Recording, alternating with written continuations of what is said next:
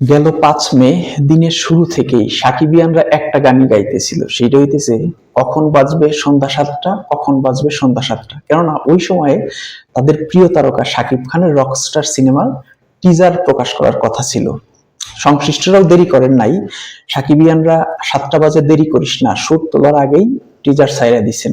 এরপরে তো ইতিহাস, যেটা সবাই জানে। এইবার বলবো টিজারটা আমার কাছে কেমন লাগছে। আগে থেকেই টিজারটা নিয়ে আশাবাদী ছিলাম, ভালো হইব, ভালো হইব এটা বুঝতেছিলাম, বাট এইটা যে মানে চাইলাম পানি পাইলাম শরবত এই টাইপের ভালো হবে এইটা বুঝি নাই। সবচেয়ে ভালো লাগছে এটার আয়োজন গুলা, মানে location, get up, set up, costume সব ছিল প্রিমিয়াম লেভেলের। এই টিজারের অন্যতম একটা দিক হইতেছে কথা ও কাজের মিল। যেমন এইখানে শাকিব খানের একজন গ্লোবাল সুপারস্টার হিসেবে পরিচয় করে দেওয়া হয়। তো একজন বিশ্বমানের তারকারে ঘিরে যে উন্মাদনা আমাদের দেশের পর্দায়, এইটা বিশ্বাসযোগ্য করে তুলে ধরা কিন্তু যেন তেন বিষয় না, বাট টিজারে ওই বিষয়গুলো একেবারেই অবিশ্বাস্য মনে হয় না। মনে হয়েছে যে যেইখানে যা লাগছে তাই দিয়ে পুরাই ফুটায় তোলা হয়েছে। পাশাপাশি মানে টিজারের কাটটাও দারুণ হয়েছে, প্রত্যেকটা দৃশ্য ছিল নিখুঁত এবং প্রশংসনীয়। এইবার শাকিব খানের কথা যদি বলি তাইলে বলবো মানে তিনি ক্যারেক্টারটারে না দারুণ ভাবে ক্যারি করতে পারছেন। যেইখানে যা লাগে লোকটা তাই দিছে। এইখানে তার ক্যারেক্টারটার ক্যারিয়ারের বিভিন্ন অংশ, যেমন জনপ্রিয়তা, ফ্রাস্ট্রেশন, ক্রাইসিস, ইমোশন, বিভিন্ন অংশের ইঙ্গিত দেওয়া হয়েছে এবং ওইগুলা শাকিব খান দারুণ ভাবে ধরতে পারছে। সবচেয়ে ভালো লাগছে হইতেছে ইমোশনটা। একটা সিনে তারে বলতে শোনা যায় যে আমাকেও সাথে করে নিয়ে যাও।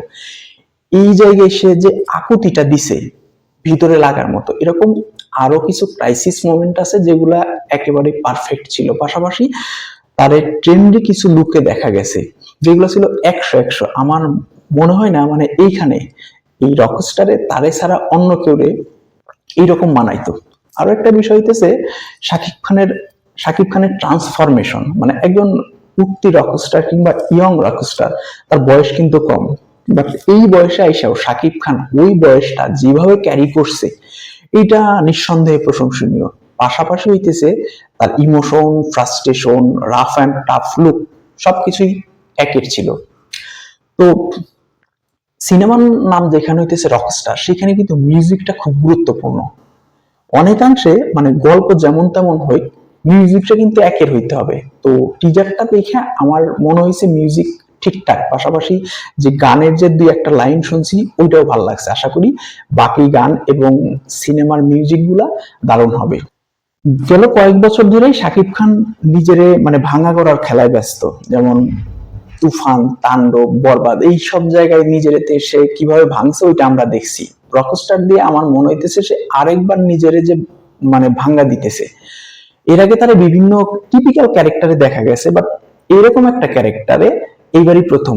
পাশাপাশি আমার মনে হয় না ঢালিউডে এর আগে এই রক স্টার এরকম একটা ক্যারেক্টার নিয়ে ছবি হয়েছে। ওই জায়গা থেকে বলা যায় যে শাকিব খান এবার একেবারেই নতুন কিছু দিতেছে।